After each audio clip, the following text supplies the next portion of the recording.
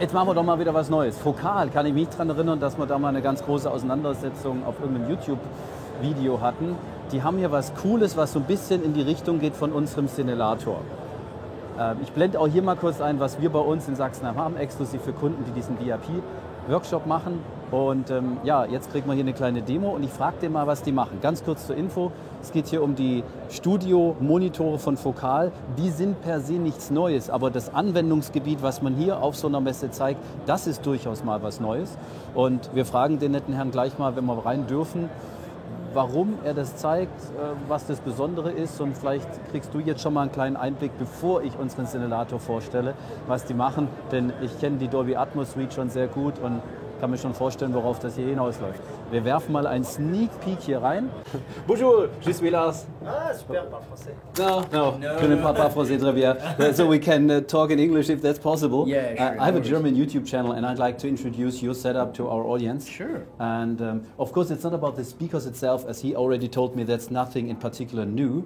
But if you want to, you can just present what you're showing here. What's the idea behind this demo, which is quite unusual compared to all those home theaters on this show? Yeah, and it's, yeah, sure. I just place this one. That's a microphone? Yes, that's the microphone, this one to your mouth, and then we're totally fine. It's just No, the clip is broken. Okay, just placed it in your hand and it's okay, fine. so I need to talk like this. Perfect, Okay. awesome. Ich muss unbedingt mal ein neues Ding kaufen. Okay, all right, so basically he just told me you have the 7.1.4. Yeah, right. It's the 7.1.4 setup, and like I was saying, so it's a studio setup. It's definitely made for post-production studios or music studios which need to be approved by Dolby to provide Dolby Atmos content, right? Either for music or movies or TV shows or anything. So yeah, it's definitely to work with. You know, it's the kind of setup you need to have.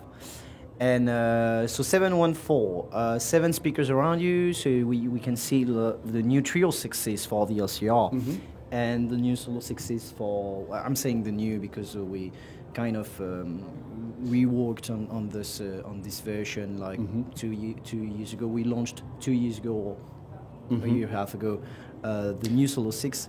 Why didn't you pick the same speakers for the surrounds like you used in the front? At some point, the best setup, I mean, for any purpose, is the same speaker for each location. So this is for budget reasons? Sorry? This is for budgetary reasons, just to save some money? Yeah. At some point, it's like the best setup would be to have 3-way speakers for every location, right? To have 306 here, 306s, and even at for the ceiling speakers. But the thing is, yeah, let's try to put 25 kilograms to the ceiling with a mount. It starts to be super pain in the ass to build, and it starts to be really expensive. Like, just to give you an idea, the official cost, retail cost for this setup is 27K just for the speakers. So I mean, it's not. Sorry, he just told me that it's 27 grand for the whole setup, including all the PC stuff. No, and that just you're for speakers. able to deliver a 12-piece speaker setup for personal post-production for 4 grand in the lowest series. This is what he just told me. Yeah, that's right. It's super affordable for home studios with the Alpha series, so the entry-level speakers we have. Right, we did that. By the way, we did a setup at Super Booth. I think last year, you know, this trade show. It's a nice show in Berlin, yes. And right, we did a setup with Alpha Evo 65s, and the retail price for this setup was 5K, more or less. Yeah, I was wondering about that. What's the reason for putting Dolby Atmos speakers on this position? I was already wondering whether you're doing Auro 3D content, but he told me you use the music position for Dolby Atmos. And yeah. I was wondering, as there's just one layout being specified for the use inside home theaters, they do not differentiate between music and movie placements for the Dolby Atmos speakers. Technically for studios, for home theaters, I'm not sure, but technically about studios, recording studios, those are more or less the same guidelines if you want to build a post-production studio, okay, so about mixing movies and such, or a music studio. There are some differences, but you know, more or less it's the same kind of setup. and the minimum is still a 714. So you need to place the speakers like this. Yeah. So we have boy lines, by the way. So if you want to, there is a QR code currently, on in the desk. So people, visiting the booth, they can just, scan the QR code and get access to and see the boy lines we have on our website. But you can check on our website too. So we just explain how to build, from scratch an Atmos setup. Technically, you need to place the speaker like this. It means left and right speakers at 30 degrees from the central speaker, and then surround speakers at 100 degrees, and then those ones, and then and then rear surround speakers, so the whole speakers at 135 degrees from the central speakers, and for the ceiling speakers, it's 45 on this direction, so from the central speaker, 35 degrees, and then 45 degrees, and then 45 degrees again to the elevation angle. That's the difference to Auro 3D, as they are supposed to be aligned directly above the main speakers. It might be. I'm not sure. I don't know that much the Auro 3D GUI lines, but maybe it might be the case. From your perspective, how's the market doing for this kind of installation? Is it a big market? What's the typical customer that's using this equipment? It's still, for post-production, it's already a standard because Dolby launched Dolby Atmos 10 years ago for movies. So any kind of post-production studio, they are building an Atmos studio. If they're working for Hollywood, they need to build a Dolby Atmos studio. For the music, it's, I would say, a bit different. It's it's more recent, I would say. Dolby launched Dolby Atmos Music in 2019, so it's not that old. However, it's really growing. And just to give you an idea, basically, pretty much everything mixed in the US on the mainstream is mixed in Dolby Atmos. Like, I think currently we have 1,000 studios. There are 1,000 studios worldwide. 1,000 Dolby Atmos music studios. So no, it's definitely growing. In France, we see a lot of studios moving from stereo to Atmos, and I think that right now some studios, starting from scratch, they definitely think about building an Atmos studio directly instead of building a stereo studio first. So it's definitely coming. And what we saw also is that Apple is really asking to the majors, even in France and I guess worldwide, to provide the Dolby Atmos mix because the royalties are better. Makes sense. One question regarding your subwoofers. If a customer has a room like this and he uses these small bookshelf kind of speakers, you recommend the use of your subwoofers, but what's your approach on taking sure the reverberation time on the lower frequencies is being controlled in a decent way, because it's quite hard in these rooms. Definitely, yeah. Or do you prefer to get full range speakers on each channel? As these ones are not supposed to play back 20 hertz, I think.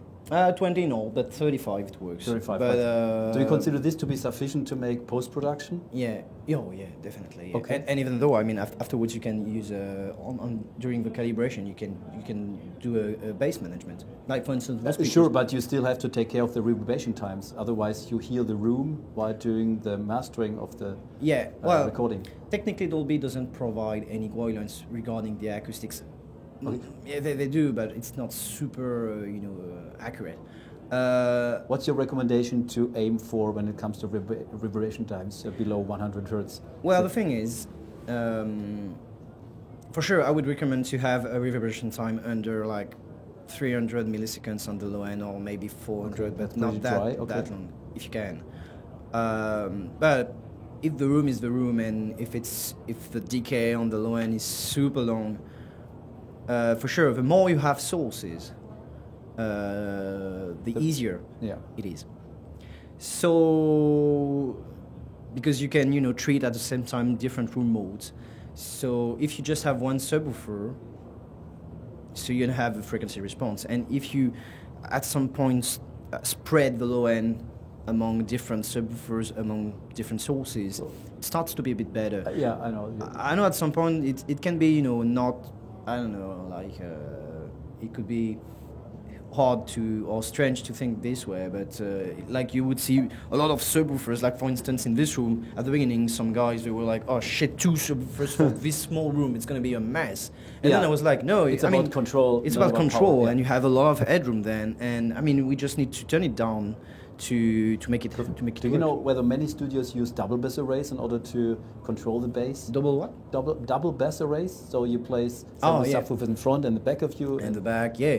And you can do crazy things like Trinov is doing crazy things about the wave steering and stuff like wave that. Something, I forgot the name of this pattern, but yeah, you can do crazy things about and delaying and absorbing the back wave, you know, the wave coming from the front, thanks to the subwoofers on the back. I mean, on the AV and mainly on home theater market, we can see crazy things about this. And I know that Trino, they are providing, even for studios, a really efficient room correction. Are you using a Trinov processor for this room? Not right now, no. Okay, which one do you use?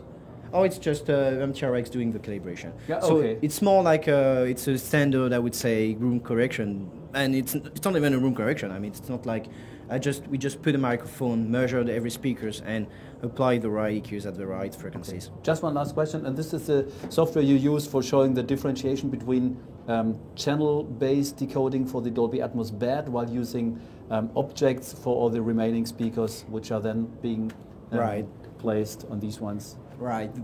We are really into like explaining how it works, Dolby Atmos, because a lot of guys in the show they don't know. I mean, some of them, they don't know much about Dolby Atmos, how it works, what's the mood, the vibe about Dolby Atmos, and mainly how it works. So, being object-based, some of those guys, they have never touched any kind of doors. Yeah, so that's why we have like the renderer to show what's the Dolby Atmos mix with the objects moving and so on. I'm going to just mute Apple Music. So we don't get any copyright infringements. Yeah, and it's mute at the end. Yeah. So you can show the renderer, right? And so they can understand. So that's a master in Dolby Atmos. That's a master file. Yeah. And then if we want to, or if they want to move forward, I even did this mix in Dolby Atmos in Pro Tools. And the cool thing is, I think in December Pro Tools, they did an update and they included embedded the Dolby Atmos renderer inside Pro Tools. So it's super easy to produce. Well, from my perspective, I'd say it's super easy to mix right now in Dolby Atmos with Pro Tools. I know we do it in our studios too. Okay, you do it. Yeah, great. And I mean I did this first. I started this mix with just headphones, and then I checked my mix on the real But I setup. found out the interesting stuff is that many engineers prefer just to use the bad channels because they do not want to spend the extra time for using the objects. I see. Which ends up being just use the 2 channels on the ceiling instead of using 4 or 6 channels, and this makes it pretty hard to use this setup, in my opinion, with just 4 speakers, as many streams are being weighed with 2 channels in the ceiling. Yeah, so I totally see it. It has to be spread on these ones, not being dispersed natively on those speakers. Yeah, totally. Well, what I did and what I heard also is I think it's better to use objects because you can really play with the binaural mix then. Because if you just send everything to the bed, you can't, regarding the binaural mix, you can't have access to, you have settings like near, mid, far. Sure, it's fixed. Yeah. Right, it's fixed. But it takes way more time to define the objects, and this is where many studio engineers refrain from spending that time, as they have to face money constraints. I guess, but I don't feel like it's super time consuming, right? I mean, you just need to, in Pro Tools, like for instance, let's say I have my lead vocals here. Mm-hmm. And let's say I want to use an object rather than sending it to the bed, then I just click here. Object, select an object, right? Yeah, this is quite easy, but in order to meet Dolby specifications, you first have to make the bed And then you have to make as an option all the objects, and this is why many just skip this part. Oh. As they already done the mandatory bed layer. I see. Well, in Pro Tools, if you just take the template, like just the Dolby Atmos template, I mean, it's already done on the routing. You know, on the IO window. I mean, it's already done. There is a bed 712, and then all the objects, right? And I mean, once you do that, I feel it's super. I guess it's super fast. Just I'm totally with you. Yeah, just create. You just select an object, right? Click here, object, and boom, there you got it. You get it. So I feel like, and what I did in this mix is that I used, I've sent all the tracks to objects. So I wanted to really see the objects, like the drums coming from the front. It's more or less, it's like this multi-track is a blues rock, really live recording. So it was really cool to work with it and try to recreate, just an ambience, a room around you. And sorry, my neighbor is like kicking it. Well, that's good. Since we're running out of time anyway, thank you so much. Merci beaucoup. You're welcome. So, just to finish on this, so what I did is, I've put just put the microphone tracks closer to your mouth so we can hear you. So you can hear you. So I've just placed objects like the tracks, like the guitar, the bass. I've sent all those things to objects, and I used the bed only for reverbs, right? So I could definitely have more something like a merging thing for the reverb, something more neutral, right? And then really play with the objects for the rest, for the dry tracks. Yeah. See what I mean? So I mean, there are so many things to I agree try. with you. All right. Thank you so much for taking the time. You're welcome. It's Thanks. a pleasure, and see you next time. Alright, so jetzt hat sich hier eine kleine Schlange gebildet, aber ich wollte euch einfach mal die Infos mitnehmen. Quetscht mich durch und um Fokal abzuschließen, weil ich bin schon wieder voll im Messemodus hier, zeige ich euch noch mal kurz eine winzige Kleinigkeit, die es neu gibt. Ich bin jetzt kein Fokalhändler, aber auf der Messe kenne ich keinen Freund noch Feind. Da gibt es einfach mal gucken. Und ich habe auch kein Problem mit Fokal. Die hier ist neu. Aria Evo X. Gibt es jetzt seit ein paar Tagen, kurz vor der Messe, offiziell rausgekommen. Sie haben hier nochmal am Hochtöner was gearbeitet. Was genau kann ich dir nicht sagen. Aber einfach nur so als Mini-Impuls. So sieht das Ganze hier aus. Vielleicht gibt es aber da auch schon YouTube-Videos, die das Ganze nochmal detaillierter aufarbeiten. Und der Hauptunterschied, so habe ich es jetzt rausgehört, ist wohl das Thema Design. Ja, mir fällt gerade noch was ein. Doch, was anderes gab es ja auch noch. Und zwar hier den Nime Nova PI. Das ist ein Quellgerät, also keine Vorstufe integriert. Und der Gedanke hier ist, hochwertige digitale Quellen in die Stereoanlage reinkriegen. Sprich Internetradio, Streaming, also Audio-Streaming und Co. Jetzt hier in der neuen Version nochmal mit mehr Performance. So viel in aller Kürze.